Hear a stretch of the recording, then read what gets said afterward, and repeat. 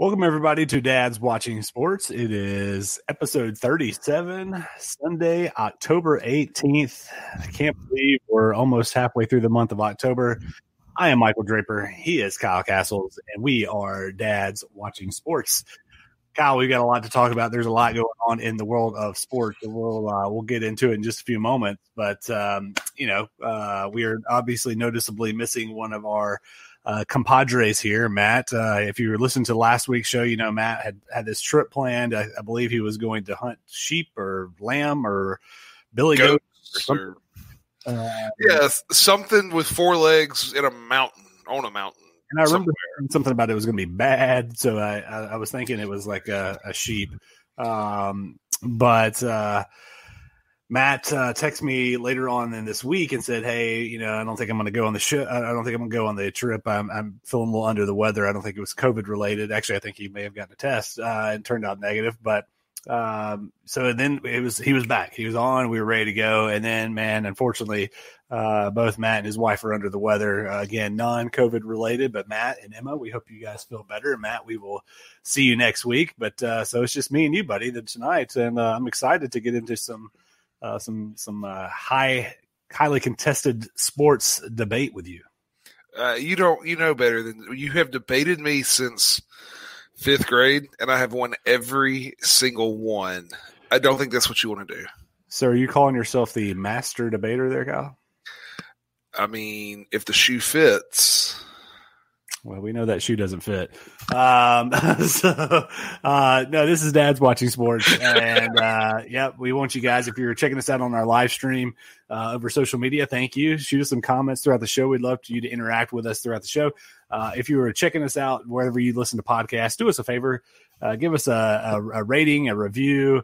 Go ahead and hit subscribe, that subscribe button. I know it's very tempting to do so. Go ahead and do that. And we would love to hear from you. Let us know what we're doing on the show. Let us know what you'd like to see us to change, because we definitely will take any feedback we get, unless it's bad, and we'll move forward with that. So, Kyle, we got a lot to talk about, as I mentioned. Kyle, the first thing, though, I've got to ask you, last week I talked about, we both drive minivans, same model, and I was not changing out the tire, but I was jacking up the car to take a look at the tire because we had a nail in it. And I was very perplexed by the spot and the location of the spare tire / jack, because it was kind of tucked in under the center console in between the front seats in the middle row. So I wanted to see if you had a chance to check that out, and if you had the same perplexed look on your face when you said, "Oh, that's where it is." Yeah. So I did go and look. Okay. It is. Did you take? Those of you that do not have a Honda Odyssey, you may not understand this, but did you take the middle seat out of the second row? Yes, I did. So doing that, I think it makes it a little bit easier. Very, very, very, very small margin of error there. Though. But then you pull out the floor mat and you pull up on the carpet. And you have that panel, or I don't even know what to call it, that you got. It is insane. I will say, once you get to it, though, getting it loose, getting it out is a pain and a half. But getting it loose, just that wing nut, is not not terrible. But yeah, it's not it's in a bad spot. And I understand they're wanting to leave the back of the van where you can fold up that third row and leave, have a lot of room there. But man, at what price though? If you're on the side of the road and you have a flat tire and you've got 2 or 3 kids in the back and they're right there, that means you literally have to get everyone out of the car. You do, in order to get to the spare tire. Yeah, my hope is that we never need the spare tire on the road. You're not kidding, man. I'm still perplexed by it. Like I've got to take our car in. I believe it's this week. Actually, there's a recall. I don't know if you guys saw about the recall on the backup camera, but yeah, we actually saw that. Yeah, so I'm taking it in this week to get that looked at. So I'm going to ask him, be like, man, what in the world are you guys thinking with this spare tire? Because I don't know. Did you take the little the tire and the thing out? I didn't pull everything out. No. So getting it out, not so bad. Getting it back in, however. Extremely difficult. Extremely difficult. So just prepare yourself in the event that you ever have to do that. Honda. You're gonna get an earful from the Draper household because man, it's just like, do you not realize who your top consumer is here with this thing? People like us with multiple kids that just want everything to be easy. I know. Yeah, it's unbelievable. Well, Kyle, on Friday, the wife and I decided we were kid free, and we thought, you know what, let's have a date night. Let's find some stuff to do. And we did not take the minivan. We did actually not have the minivan. Kind of a long story, but my sister-in-law watched the kids, and in order to pick them up from school and get them home, she needed the car seats, so she took the minivan. So we did date night. Went down to City Winery in Nashville, which is a cool little spot. If you're a fan of, I think they have live music most of the time, but if it's got some good food. But what we did after that is something that I'd never done before, and is a kind of an ongoing, growing phenomenon here, and that is axe throwing. Have you ever thrown an axe in a recreational setting? I haven't. Well. Maybe, I was a Boy Scout, and Right. we may have thrown hatchets at some point, but never thrown an axe. Some of Lauren's family, when she was either really pregnant with Hannah or had just had Hannah, I forget exactly the timing, they went axe throwing, and we had to skip that because, Lauren couldn't, for whatever, for either having the baby or just about to have the baby, and I really don't remember which, but it's interesting. Yeah. It's fun. I mean, I'll give it that. It's fun. It was a good time. We had a good time. We showed up there and we were the only people there at first, and then more people kind of poured in after that. And, it's interesting to see like who was able to get it to stick and who wasn't. There's definitely a form that it takes you a while to get it. It's not, rearing back and just chucking the thing. Mm-hmm. It's more about flicking because it is kind of more of a hatchet than an actual like big axe. Probably weighs, I don't know, it probably weighed about 5 to 7 pounds. At least mine did. And it's all kind of in the motion of you going. But it was fun. Something different to do. And we had a good time. Didn't wake up too sore the next morning, so it was a good time. I highly encourage you guys to check it out. Well, that's much more involved than, so me and Lauren, we actually had a date night, not yesterday, but a week prior to yesterday. And we did not do anything like that. We had a nice dinner. Awesome. We ate fantastic. But I mean, I made it a whole day for her. I got her a spa day, so she had, a massage and a facial, and got her makeup done, and she got a blowout of her hair, and I bought her a dress to wear that night. We went and had fantastic food, and then we got done. And the plan was to pack a bag with comfortable clothes and tennis shoes, and we were going to get hot chocolate and kind of walk around, but the weather did not permit. So we got hot chocolate and kind of drove around and just talked for a while. Nice. Well done by you, man, on planning the whole day. That's impressive. That's brownie points without a doubt right there. Oh, yeah. When in doubt, just give them a way to get pampered. Yeah. And they tend to enjoy the night better. No doubt about that. So I promise at some point in time to our listeners and those checking us out, we're going to get into some sports, and there's a lot going on, but there's not a whole lot other than just some games here and there. So Kyle, I know one thing that you were extremely interested in checking out last week was the debut of The Bachelorette coming back. I will be honest, I did not watch The Bachelorette. I watched the Titans game instead. But I got to toss it to you. How was it? What are your thoughts so far? Our girl's name is Claire, I believe. I believe that's correct. Here's the thing. Okay. We haven't watched it either, and I meant to tell you that, and I completely forgot. No, so Monday night, Monday nights or Tuesday nights. It comes on Tuesday. What was going on? The Titans game was on. I watched it. I don't know. We had stuff going on. It felt like every night this past week, and just it hadn't happened, and we were out most, we had home. So I'm a high school teacher, obviously. We had homecoming Friday night. So I was out Friday night. Saturday, I got a haircut and went to breakfast with some friends. And then we went to some friends, huh? Yeah, but it wasn't you. Yeah, clearly. Went to Loveless as well. So it wasn't too far of a drive for me. Yeah, thank you. And you call yourself Bachelor Nation, and here we have the premiere of the show, And you and your bride haven't even checked it out, man. I am disappointed. Look, some things are just I don't even know. I don't know. Yeah. Some things just don't work out. Yeah, that's all. Well, I tell you what did work out for the Dripper household is checking out The Amazing Race, which also came back last week, and we were excited to get about that. If you guys aren't familiar, it's a great show. I don't know how you wouldn't be. Where teams of two travel around the world. They have different stops in different countries. And they have to compete in these little competitions.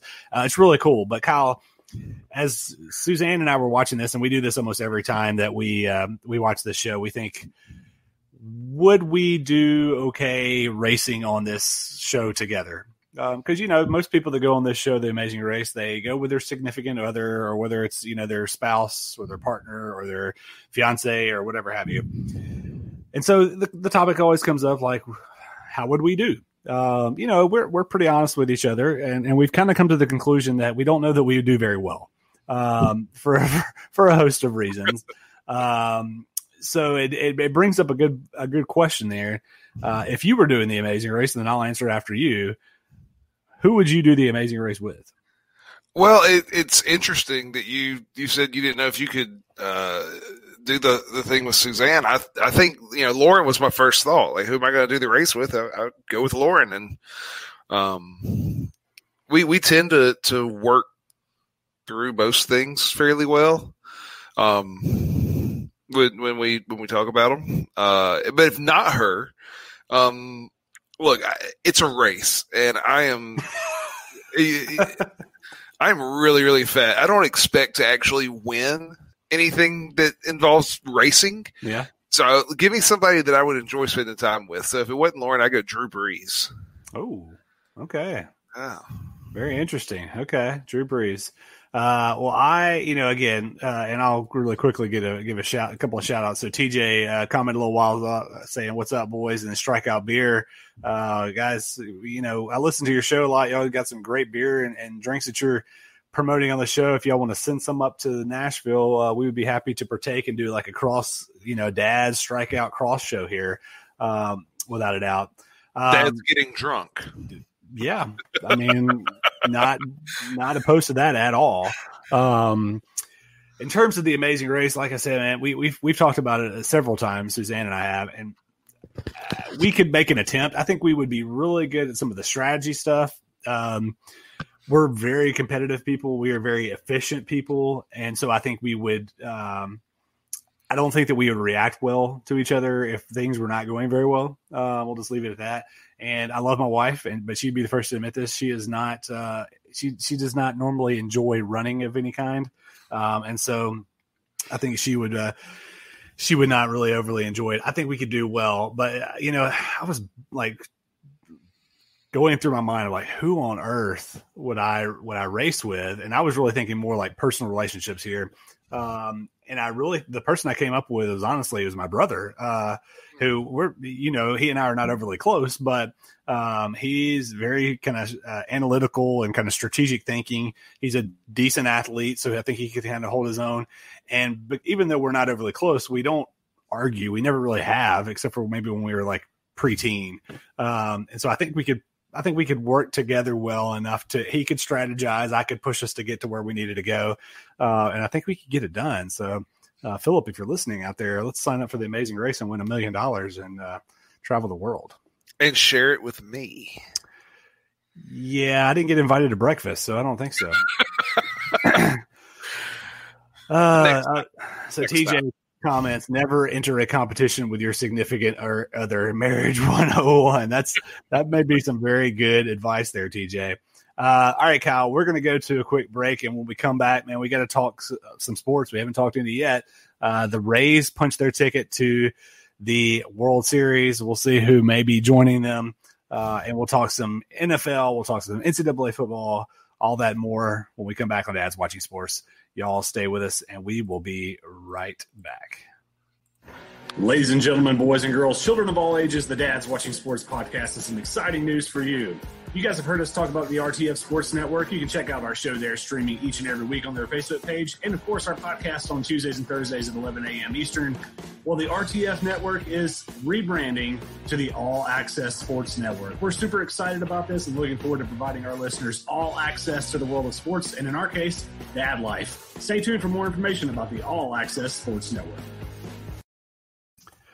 All Access Sports Network. We are officially moved over from RTF to All Access Sports, and Kyle, it's been good so far. The guys are doing a great job getting that thing rolling. We got some great shows, like I mentioned. Strikeout Beers, a really good one. Mike and the Man Hour is a good one. Triple Shot Sports is a good one. So, if you are not familiar with All Access Sports and you listen to our show, go check them out. They got some good stuff.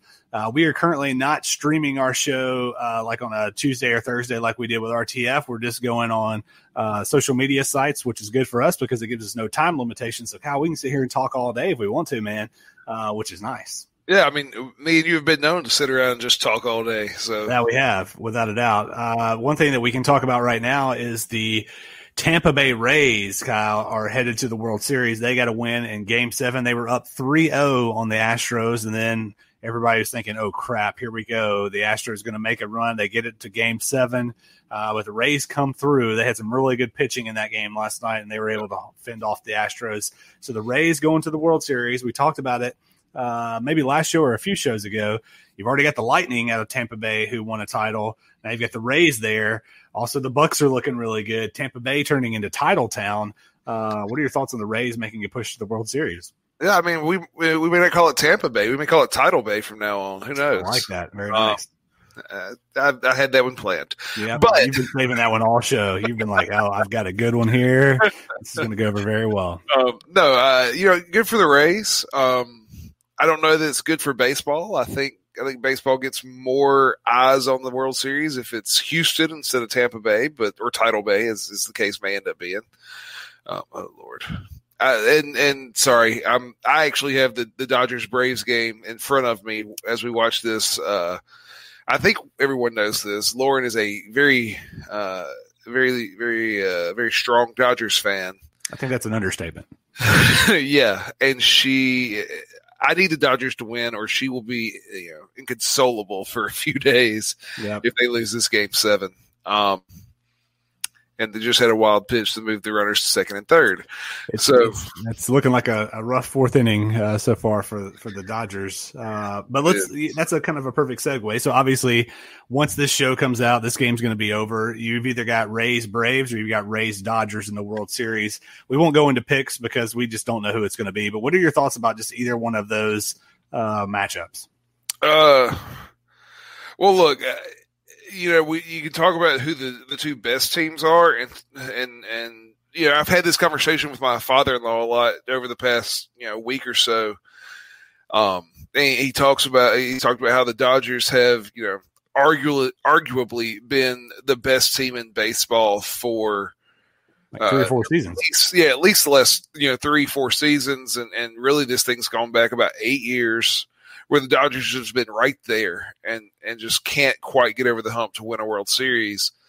And it led to a question, and I didn't send you this before the show, but let me just ask you. Sure. Because he asked me, he said, which would you rather your team do? Take a year or two to be great and win a championship and then fall back to the bottom? Because, if you look, that's what – what the Nationals do. They won a World Series, and then they couldn't even make the playoffs. They were dead last in the NL East, right? Do you want that, or do you want a team like the Dodgers who are consistently in the mix, even if they don't ever win a title? And that Buffalo Bills. Yeah, and that was one of those where it was like, what, that's a really good question. And I said, I'd rather see my team win a championship, and if we got to have down years after that, at least I can say we got a title. Yep. Where Lauren's sitting here going, we've been the best team in baseball for X number of years. Got him. Turn 2. Oh my goodness. Great play. But the best team in baseball for a number of years, and they don't have a championship to show for it. Yeah, I agree with you. I think I'm definitely on the boards of build a team, win a championship. If they dismantle it, they dismantle it. I think of like the Florida Marlins where they won in like 97 and then like 03 or something like that. And they did that and then just fell completely apart. And now it looks like they're kind of building it back up again. So yeah, I'm on that board too. I think, they always say second place is the worst, or second place is the worst, not winner or something like that. It's just I absolutely butchered that saying. I apologize, but whatever it is, if you don't win, you're not in first. So look, do Ricky Bobby. If you're not first, you're last. There we go. I should have channeled Ricky Bobby. So I agree with that. If you're, I think baseball wants to see the Dodgers in that World Series. Like, you want the LA team over the Atlanta team. I think that's money wise and ratings wise. I think that's what you want. Oh yeah, without a doubt. And I was thinking about this before the show. I just talked about Tampa Bay being potentially title town. They had the Stanley Cup, and then they've got the potentially with the Rays. But if the Dodgers win this game and go on the World Series, the Lakers just won the NBA title. Dodgers would be in the World Series to potentially win MLB. And then you've got a team, I know they're not great, but you got a team like the Rams who could make a run potentially and make a run at it as well. So LA and Tampa definitely could be moving things forward for title town. And for LA, it's been 10 years since the Lakers had won. And I think it's been the Dodgers haven't won a World Series. 87, 88. Yeah. So, somewhere in there. Yeah. It'll be interesting to see how it pans out. We'll keep you guys updated through our show, even though you're going to find out later on what happens here. But the Dodgers did get out of that jam there in the fourth inning. Kyle, let's talk some NFL football. There are just some kind of highlights throughout the week. Big thing that stood out to me is, are the Steelers and the Titans the best teams in football? Because the Titans had kind of a back and forth game with the Texans and ended up winning, going to 5-0. But man, the Steelers just look really good. Dismantled the Browns. Absolutely, they did. So are you buying the Steelers as the best team in the AFC over the Chiefs right now? They're undefeated. The Chiefs are not. Speaking of title town, Pittsburgh kind of claims that for the NFL. Are they positioning themselves to make another run at this? I mean, look, right now they are playing really good football. To me, best team and hottest team are two different things. And right now, I think the Steelers are the hottest team. I think they've come out of the gates, playing really good football. I think the Titans are also playing really good football. They went to 5-0 after an overtime win today. Titans got 2 wins in 5 days. Yeah, pretty impressive. I don't know if that's ever happened in the NFL before. Yeah, but there's that guy over in Kansas City named Patrick Mahomes, and there's all of that speed with Mecole Hardman and I've gone blank on his name. Help me out. Who's the other speedster over there? You're asking the wrong guy, man. I know. Tyreek Hill? Tyreek Hill, thank you. Okay, man, that came out of nowhere. I literally watched 30 seconds of NFL football today. So, look, whatever. You got those two speedsters. You got a pretty good defense. I understand the Chiefs have lost, but people don't go undefeated in the NFL. So give me the Chiefs in the AFC. Now, look, TJ, I see you. Are we buying the Bucks after the beatdown they gave the Packers? Look, bud, you're talking to a Saints fan. I don't buy anything coming out of Tampa Bay. But my goodness, after that first quarter, that Tampa Bay team reminded me of Brady in that blue and red up in New England, who are probably missing him sitting at 2-3. First time they've been under 500 since I think I read 2002. Yeah. 5 games. Mm-hmm. Yep. What about any other thoughts from the week that was in the NFL, at least so far? Well, I was encouraged to see, and this has nothing to do about the play on the field, but I was encouraged to see that we had no positive COVID tests heading into the games. Maybe, fingers crossed, the NFL is and their players are kind of getting all of this figured out and what they can and can't do, and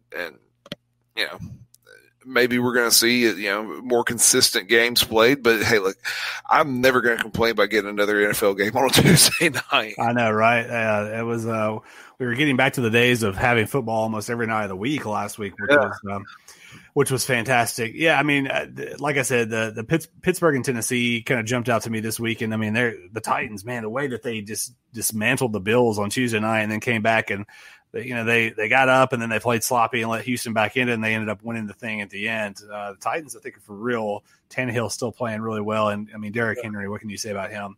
And then, I saw a stat today. Derrick Henry has, since I think the 2018 season, 3 200-yard games. The rest of the NFL has had 3 200-yard rushing games. That's a great stat. Time period. That is a great stat. Unbelievable. Yeah, my man is he is a man amongst boys. And that stiff arm that he gave to, was that Josh Norman for the Bills? Who doesn't need a stiff arm like that more than yes, without a doubt. So he tossed him like a rag doll, which was fantastic. So let's move from the guys that get paid over the table to the guys that get paid under the table and go to the NCAA football, college football this weekend. Kyle, it was it was billed up as the game of the year, pretty much, Bama and Georgia. And for the first half, it was a great game. But, man, Bama just turned it on in the second half. They shut Georgia down. They rattled Stetson Bennett, the fourth junior, whatever his name is, and rallied, shutting out the Dogs, and ended up winning by several touchdowns. What are your thoughts on Bama kind of flexing their muscles? Look, there is not – well – let me rephrase. There might be one coach on earth that makes as good of adjustments as Nick Saban, and that guy put up 73 on Georgia Tech. Yep. Here's the thing. Nick Saban getting 3 consecutive negative tests played a huge role in that game. Because if he is not there, I don't know that they make the adjustments they make. I don't believe it's assistant coaches down there in Tuscaloosa. I think Nick Saban makes the decisions. And without that, Bama made a win that game against Georgia. So, Nick Saban's the greatest college football coach of all time. And I hate saying that because it's always been Bear, but my goodness. Well, and it's, I know what I believe, but there's a lot of things on Twitter and on social media of course he had 3 negative tests, and of course he's going to be able to coach. Do you buy the negative test and that Saban? Look, everybody's looking for a conspiracy theory, I guess. He had negative tests because he had negative tests. Right. It's an SEC rule. If you get 3 consecutive negative tests, you're good to go. So it's not an Alabama rule. It's not that they duped the system. Yeah. And at the end of the day, if they didn't want him to miss the game and they could control whether it was going to be a positive or negative test, don't you think every test he took would be daggum negative? Exactly. Yeah. Why are they going to release a positive? Just to show that Saban can beat COVID as well? He can beat it faster than any other human. In addition to be the greatest football coach of all time. Yeah. It's like, look, I love Rex Chapman. He was one of the greatest Kentucky basketball players of all time. I loved him as a pro. I love his blocker charge, dogs, bro, all that stuff on Twitter. But my man has just lost his mind. He said on Twitter last night, Saban coaching after the positive test is a terrible mistake. And I'm like, how is it a terrible mistake? He got tested. He was negative, and he's good to go. There are things called false positives. Yeah, negative 3 days in a row. Right. Yeah, that's just fitting a narrative. Any other thoughts on this past weekend for college football? Look, Clemson put up 73. I mentioned it already. I got to say it again. They put up 73 against Georgia Tech, and I get that Georgia Tech does not have the dogs, but there is zero reason why any 1A or Division I FBS school should put up 73 on another Division I FBS school, especially when you have 2 in the same conference like Clemson and Georgia Tech that play every year. Yep. The only reason they do that is because Clemson, I said Georgia Tech doesn't have the dogs. Clemson's got some dogs up there, and their big one is Trevor Lawrence pulling the string at quarterback. It's going to be another fun Clemson-Alabama national title game. TJ beat you to the punch. He said, if Bama and Clemson play tomorrow, who's your pick? I'm still convinced Clemson is a better team. However, they don't sleep on Bama, but they have to show defense has some big flaws. Yeah, I mean, that's what I was going to ask. Are we just delaying the inevitable over the next 2 to 3 months and delaying Clemson, Bama 4? Is that right? 4 out of the last 6? Yeah. And yeah, I agree. I think Clemson's the best team. I think. Yeah. Go ahead. I'm sorry. Well, I was just going to say, I agree with you in the fact that I think Dabo is not as good of a coach as Saban. I'm not even really close right now, but Clemson on both sides of the ball, and the fact that all people talk about is Lawrence and the weapons that he has, specifically a receiver, and Travis Etienne, maybe the best player on the team, may not be the best draft projection. But my man he's a fantastic back. So I think Clemson wins that game. I don't think it's as big of a rout as it was 2 years ago in the title game where they handed it to them, but I think Clemson would beat them by at least a touchdown. Yeah, I mean, I think I'd put my money on Clemson if I had to, but I would not be shocked by any means. Of course not. If the Fighting Nick Sabans came out and did what they did. And I guess if you think about it, the last time they played was that shellacking. So, you know, that there are some Bama players that were on that field that would be a part of it. So I'm sure they would have a little extra motivation. But this is I'm kind of segue us into the next topic. But there is, I think, one other team that might be able to sneak in there, and they're coming back next week, and that is it's Ohio State in the Big Ten. They got Nebraska next week, so. Yeah, I think we're going to see, what does Ohio State do? I think, with this year being what it is, and Ohio State, what's the Big Ten playing, 8 games? Yeah. They're going to need some style points to ensure that they get in. And so I would look for Ohio State to be running the score up and looking really good if that's their plan, is to get in. Yeah, I agree with you there. And I think in their first game, they got Nebraska. That's one of our picks for this week. I think they will do just that, and they will run up the score big time on Nebraska. Nebraska, I think Scott Frost ultimately gets that job gets that program turned around. But they're still a couple of years away, and they're going up against a juggernaut that has been foaming at the mouth to get on the field and to get ready to prove themselves. And they've heard for the past couple of weeks is Clemson and Bama, Clemson and Bama, Clemson and Bama, and now they're going to be out to. Well, and not just that, Clemson, Bama, and Georgia gets in with a 1 loss over an undefeated Ohio State, because Ohio State, I mean, they're going to come out, and I think they're spoiler alert, I am skipping to the next topic. Nebraska is going to be the whipping boy. It's in Columbus, right? Yeah, it is. Yeah, so Nebraska's taking a long trip to just get beat on. Yep, agreed. What about Iowa State and Oklahoma State? Really 2 teams fighting for, right now at least, top spot in the Big 12. Oklahoma State, really the only Big 12 representative left that has a shot at the playoff.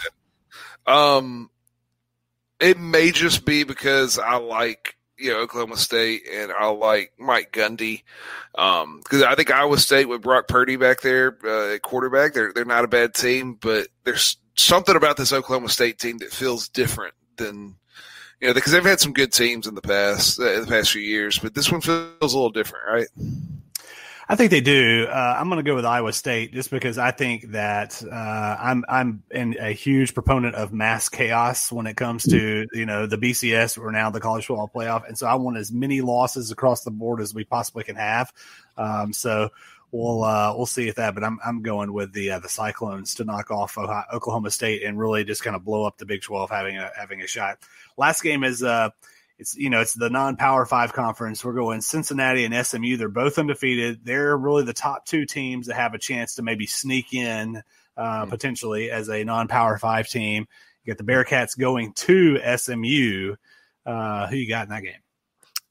Look, I think Cincinnati might be one of the top 5 to 7 best teams in the country, honestly. I don't think SMU's that good. SMU's probably in that 15 to 20 range. So give me Cincinnati. I'm going SMU just because it's at home. And, yep, that's it. And you used to around there. And I used to live around there.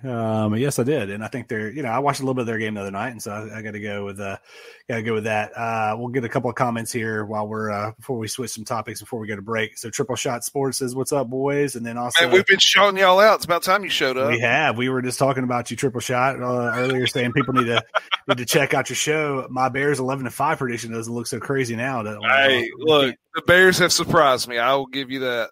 That they have. They're doing some good. Oh no, nothing like your Angels Cubs World Series matchup this year.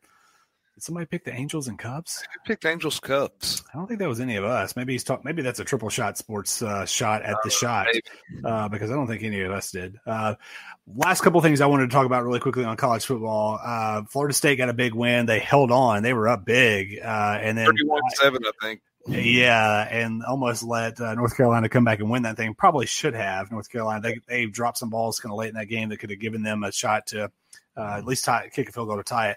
And then, Kyle, you can call me Homer all you want, but I got to talk about my Cats. Kentucky goes to Knoxville for the first time in 36 years. Kyle, I was 2 months old the last time the Kentucky Wildcats won in Knoxville. And so kudos to the staff, Mark Stoops and the coaching staff and the players. Just put a shellacking, just beat down on the Volunteers, which is always good. And Kyle, I want to tell you this stat because I was kind of thinking about this throughout the day. So you've got a quarterback in Terry Wilson at Kentucky, and yes, I'm going to be a homer here for a second, but I know he's not the best quarterback in the SEC. I know he's not going to be an NFL draft pick. But just think about this. So this guy is 15-5 as a starter at the University of Kentucky. He has ended a 30-plus year streak against Florida. He has ended a 30-plus year streak at Tennessee. He has beaten Penn State. He's won a bowl game. In terms of Kentucky football legacy, you've got Tim Couch, you've got Jared Lorenzen, and a few others. But to say he is 15-5 as a starter, and with those wins, and he has ended those streaks, Terry Wilson is making a name for himself as a legend amongst the Big Blue Nation. Well, but first off, congratulations to Mike Norvell down there in Tallahassee. He needed absolutely. to win, especially a win like that. So good for the Seminoles. That's one of those things. College football is better when they're up there towards the top of the rankings. So good for them. As far as Terry Wilson goes, look, he's doing things Tim Couch never did. He's doing things Jared Lorenzen never did. At the end of the day, I think you're going to see a lot of players from this Mark Stoops era of Kentucky football, being mentioned and with all the greats in Kentucky history. And I think a lot of that has to do with Mark Stoops. Oh, yeah. He is one of the best coaches in the SEC, and the fact that Kentucky's been able to hang on to him for this long is good for Kentucky and bad for everyone else. If they continue to do what they're doing, I don't know that he stays there much longer, but I didn't think he'd be around this long. And when he got there, they prioritized football and in terms of money, and they've been able to recruit. And I would have never in a million years thought that Kentucky could be successful by bulking up the interior linemen on both sides of the ball, playing physical, running the football, and playing strong defense. At Kentucky, you've got to have a gimmick, you think, to win. You have to have the air raid, or you got to have a Lorenzen or somebody like that. You don't need the air raid because apparently the air raid doesn't work in the SEC anymore. Apparently it does not. But I would have never in a million years thought that they'd be able to recruit the way that they have and to be able to match up physically with the teams that they have. So kudos to Mark Stoops and their staff. All right, we are pushing past the break, so let's get to a break and we'll come back and we'll talk just all kinds of fun stuff. We'll be right back on Dad's Watching Sports.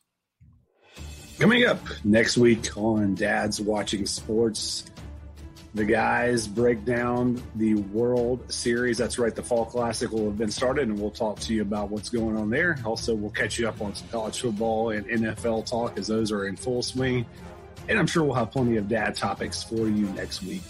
All that and more, and Matt Kirk on next week, Dad Watching Sports.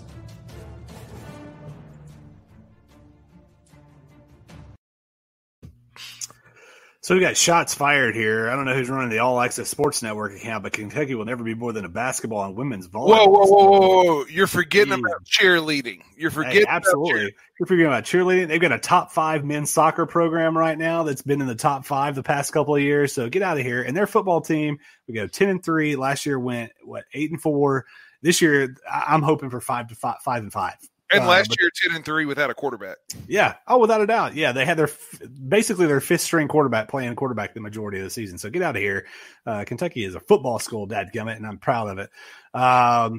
So Kyle, let's get into a couple of topics. Speaking of NCAA, so the NCAA came out and said they're granting an extra year or a waiver year essentially for all winter athletes. They've done this in the spring, and they did this for winter athletes last year as well. So you've got the winter sports are going to have the ability to, if you're a senior, you essentially could have the 2 senior seasons. I'm sure they're going to figure out the scholarship stuff because they've got to bring in freshmen again, and they'll have to figure all that out. But what are your thoughts on getting an extra year if you're a winter sports athlete? Look, I think it's the right thing to do. With these schools, they need the football money coming in, and with the limited what's the word I'm looking for? The limited attendance that they're dealing with. I don't know how much money there is to pay for some of these other sports. Basketball, I think, can go off without a hitch in most places because those tend to run in the black. But a lot of your other winter sports and really sports other than football and basketball at these NCAA schools, especially at the lower levels, at the 1AA, the 2, the 3, they all run in the red. So I think it's the right thing to do to grant them an extra year so that the schools have the ability to say, hey, look, we're going to shut down some of these sports one more year. Yeah. Yeah, I think it's a great idea too. And I think it's putting the kids and the athletes first, which is what they should be doing through every decision that they make, even though they don't. But I think I think it's good on them. You know, I was thinking about this earlier today when I was kind of doing some prep. Yes, I actually did a little prep this week. Be impressed. You know, when I think we will really see the result, I don't want to say results, but we'll see a lot of impact from this is not in 2020, 2021, but in 2021, 2022, specifically college basketball, specifically March Madness. When you think of all the upsets that we always see in March Madness, it's always a senior-laden mid-major team that's got juniors and seniors, and now you potentially have a team like that, like a Butler or like a George Mason or VCU or whatever have you. You have those teams, but now they've got guys that essentially had 2 senior seasons and those guys aren't going pro. They may have graduated, and if they can get an extra year of eligibility, why not come back? And you're going to have those teams that rely on those juniors and seniors that are going to be much more experienced than some teams like a Kentucky or a Duke or a Kansas or whatever. So I foresee a 2021-2022 chaotic March Madness because of this ruling, which is awesome, and I love it. Yeah, I mean, I think you're right. I think obviously not this year's tournament because I don't know that we get a tournament. Hopefully we do. Oh, we will. There is way too much money that they lost. I think they will find a way to do it. Either it's condensed or it's pods, or they will do something and they will have an NCAA tournament. I hope you're right. But it'll that next tournament. You might see maybe 2 mid-major like Final Four type teams. Yeah, which we had in was the year VCU and George Mason both went. Was I think the last, or Butler and George Mason went 1 year. So TJ says, do you guys think Florida will actually cancel their season if they haven't already? I haven't seen any new news about this. I know Mullen, I guess, has COVID, but I don't think so. I think there's, again, still way too much money to be made. They'll find a way to get some games in and at least get something going on there. Yeah, I think so. So Kyle, a couple of weeks ago, Rafael Nadal won the French Open, I believe, for the 13th time. It's his 20th major in tennis. So a lot of people were talking, now that Rafi's got 20, his counterpart, this is really embarrassing. I forgot his name. Roger Federer also has 20. You're thinking of top 5 greatest men's tennis players of all time. Both those guys have to be in the mix if they're not 1 and 2. So I'll put it to you first. Who's your top 5 as the GOAT in men's tennis, because women's, it's Serena. We know that, and that's all it's ever going to be. Men's tennis, who you got? Which way you want me to go? 5-1, 1-5. Sure, let's go 5-1.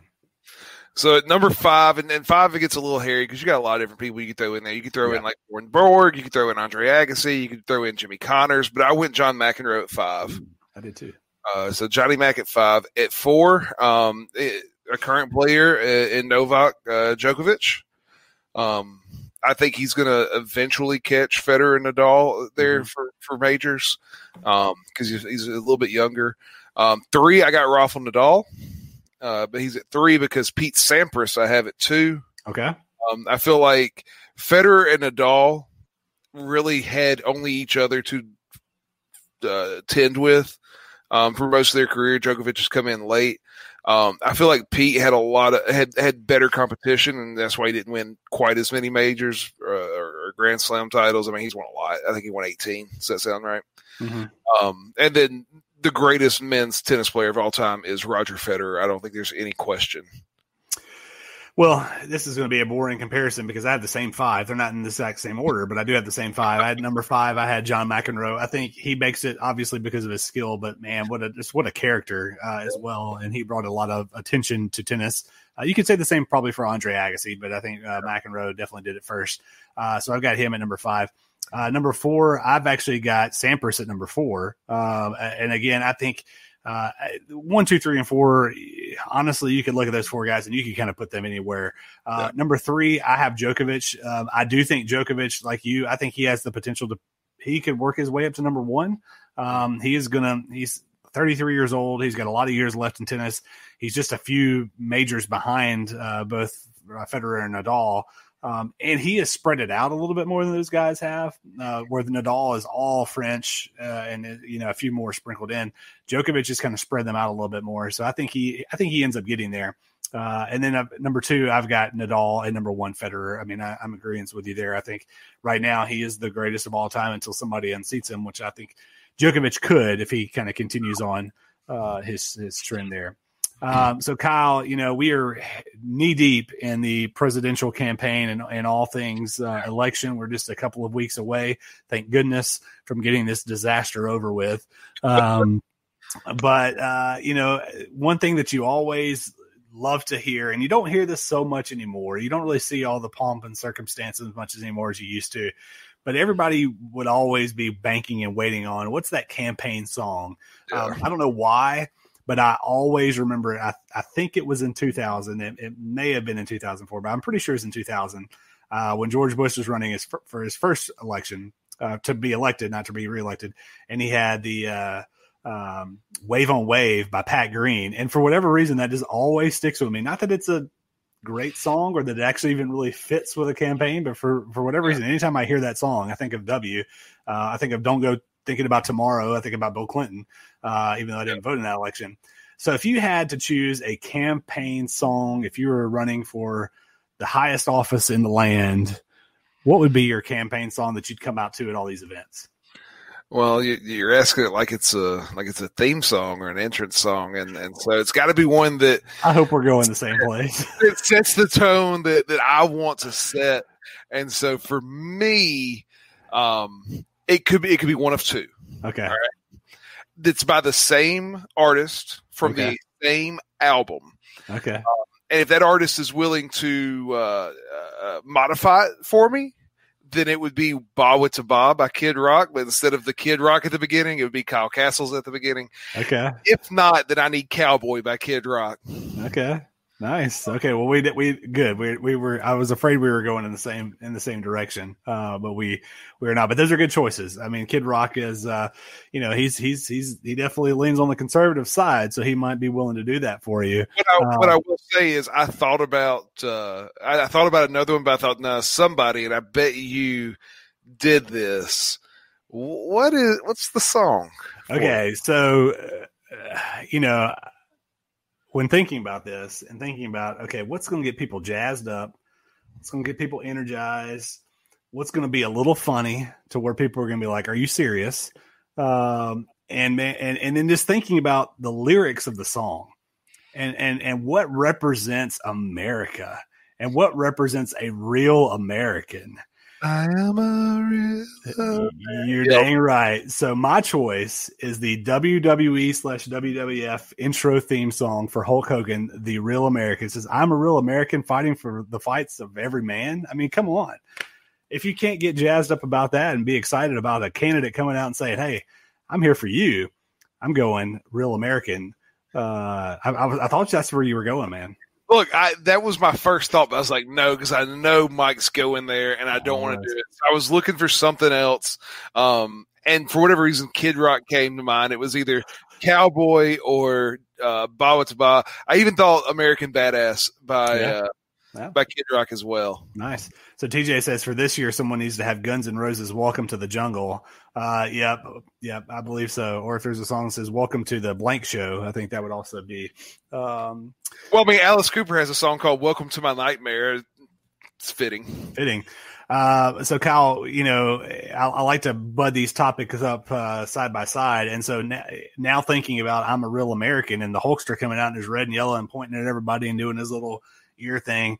I got to ask you, if you had to pick the top 5 wrestling entrances of all time, and this, I don't know how you interpreted this, but this could be just a character or this could be a certain entrance that they had. And so I'll toss it to you and then I'll give you my 5 as well. Yeah. So I'll go 5-1 here as well. So number 5, I don't know if you remember this group. This was, one of those probably 97, 98, maybe into 99, WWF Attitude Era groups called the Brood. Oh, they were the vampires, right? Yeah, they were the vampires led by Gangrel, but the Edge and Christian tag team came out of that same group. Yeah. And they came up out of the stage from a ring of fire, and they had the goblet of blood that they drank. Like, it was over the top, pure, like, pro wrestling at its best. At its best, without a doubt. Vince McMahon just in the back going, oh, yeah, this is the greatest thing ever.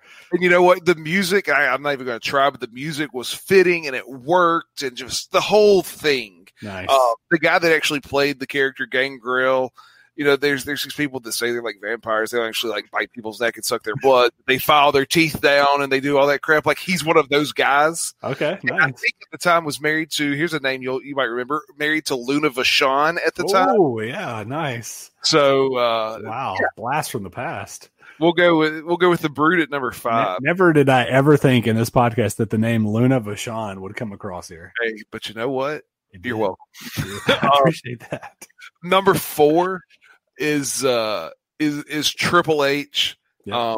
When he comes back, so he's like the blue blood, and that's not the one I'm talking about. And then he becomes like the DX guy with Shawn Michaels and running DX, and he kind of gets into it then, but he gets hurt. I think he tears his quad or something, and he comes back in like 2002, and he's jacked, and he has the water bottle, and drink it and spitting the water out and all that.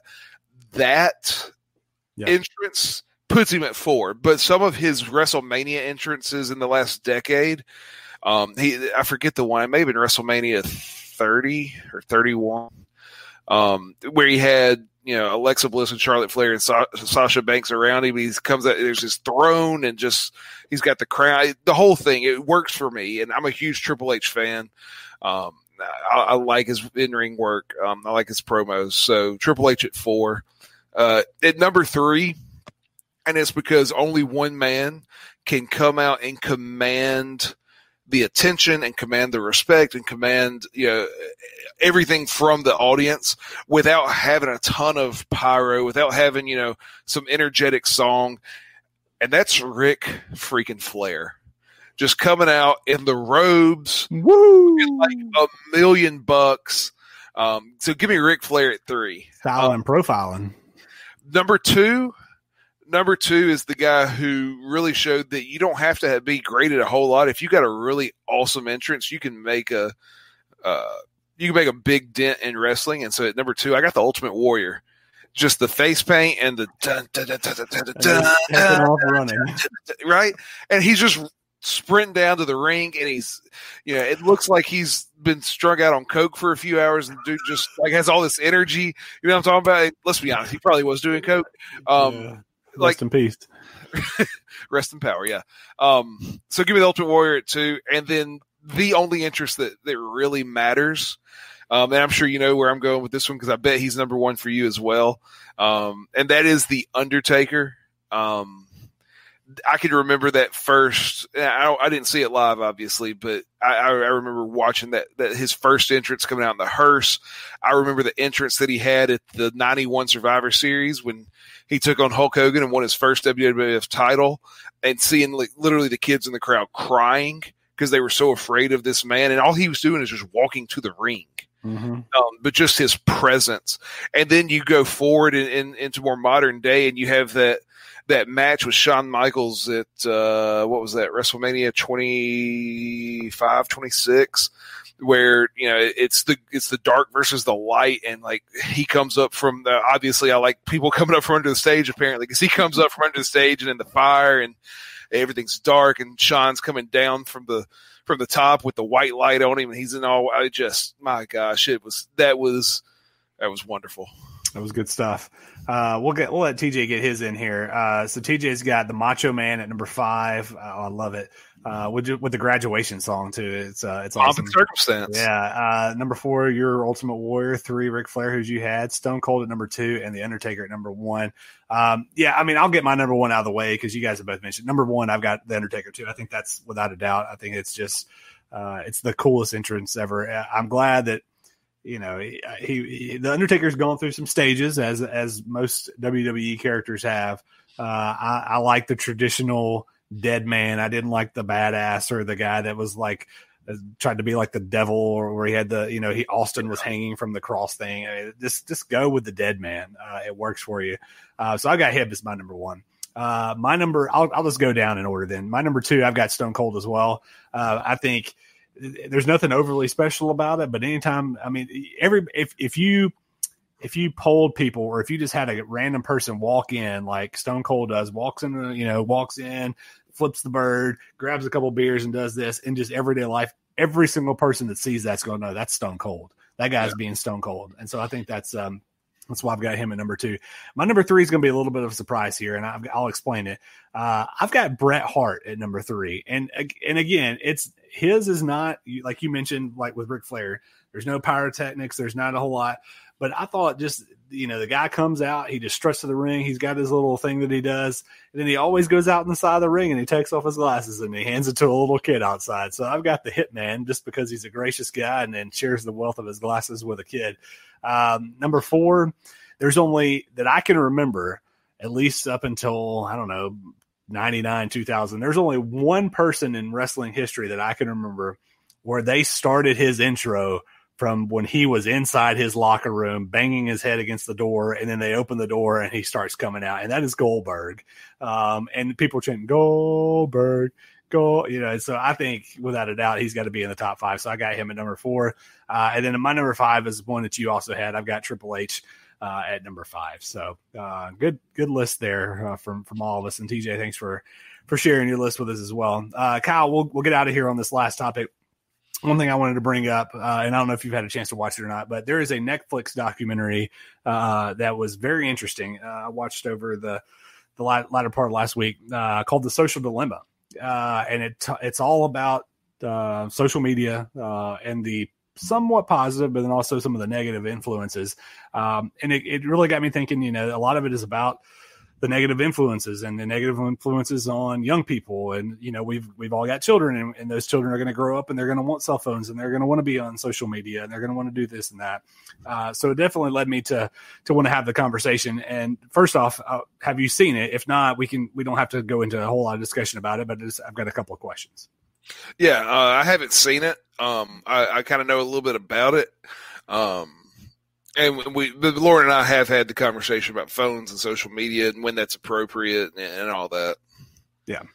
Yeah, it's very interesting, and I won't spoil it for anybody that hasn't seen it, but essentially there are 5 or 6 people that worked in the tech media, social media industry. It was, you know, Facebook, Twitter, Google, Pinterest, Instagram, all those big companies. And these individuals have come out to say, like, you know, there are specific algorithms that are being placed in people's accounts that are showing the things that they are trending towards, and it all this stuff about self-image issues and driving division within the country based off of things that you're seeing that's promoting one agenda over the other. And it's just all this stuff that really, as you start to think about it, makes sense. And again, for me, I'm thinking, oh my gosh, like we've got these young kids, and those kids are going to be asking for cell phones and going to be asking, hey, why can't I have this account when my friends have it? Why can't I have this app when my friends have it? And we started talking about that kind of stuff too, of like, what is the age and what's the appropriate level? And when do you start kind of monitoring kids' usage of tablets? And, when do you need to set up parental guidelines on those things and time limits and things like that? And it's so overwhelming to think about that, because we didn't have to deal with that as a kid, and our parents didn't really have to deal with it until the internet kind of came around. So man, it's a scary deal. No, I mean, our parents dealt with it some. I mean, did you have a MySpace? I don't remember you having a MySpace. Not, no. I had a MySpace account. There was a thing called Zanga, which I don't think you had that either. Because I feel like if you did, I would have remembered going to your page a lot. Yeah.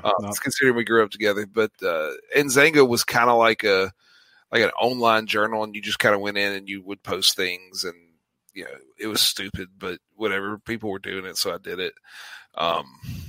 And we had Yahoo Messenger. Yeah. And I think you had that. I think I remember you on that somewhat. So we had some things, but what it's turned into is, it's crazy. I'm working in a high school every day, and some of the things that I hear, there's Instagram, but these kids are creating what they call Finstas, which are fake Instagram accounts, and that's where they can post things. And I've heard nobody I'm teaching now, but I've heard in the past of girls talking about the types of things they would post on their Finsta account that, it's anonymous. It's not them, but everybody that they go to school with knows it's them. And like, there's some things you don't need to put out there that they're putting out. So it's crazy. We've just talked about it, and I don't see a reason for a kid. And TJ, I see you 3 of your 4 kids have phones, and you check their phones daily or at least weekly. I'm not saying you're wrong, but for us, we don't see a reason they should have a phone until they're driving. Yep. At least not one that they have with them at all times. And even still, we've seen people do the thing where once they walk in the door of the house, the phone gets put away. Yeah. Go ahead. No, go ahead. Well, and not put away, like turn it off, but like, hey, you don't need it with you. You don't need it on you. At that point, it can sit over here, and if it rings, you are welcome to go look at it, but you don't need to walk around carrying it and that kind of stuff. And, that's something Lord and I try to do, for our own self is kind of put it away. So that's something we can try and say, like, look, this isn't a punishment. This is what we do as well. And this is the way we handle those things. That's exactly what I was going to say. That's what we've talked about a lot is, your children, even as early as 2 or 3 years old, are going to pick up on the habits that you have. And so, at dinner time, are you on your phone, or is, all evening when they get home from school, are you on your phone? And if you are, then they're going to be, like our daughter has a little play phone, and, that just creates the habit.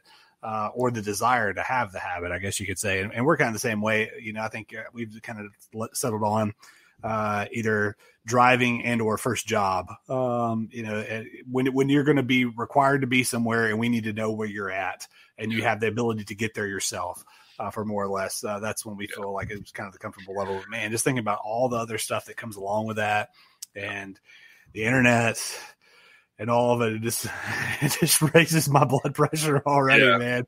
And our kids are, 5, 6, 4, 3, and 2, and 1. So it's crazy.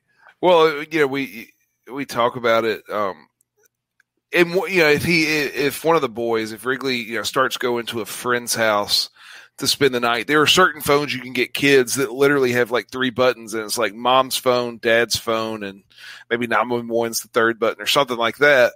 And that's all it can do. And quite frankly, like that's all a kid at 7, 8, 9 really needs. Mm-hmm.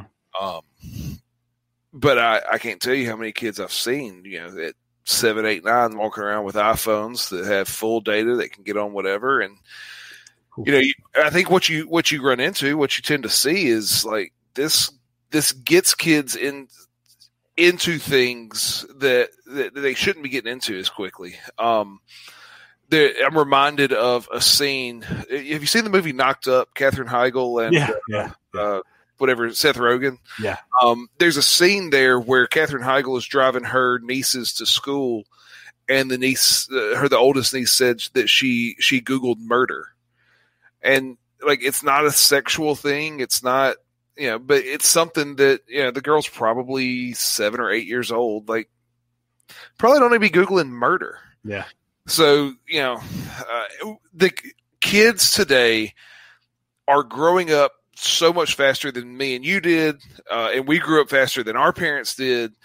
And they have information at their fingertips. And not just information, they have the answer to any question that they want to have. Yeah. Right there. And that, to me, is really scary because maybe they don't need to know everything at 11 or 12. I completely agree.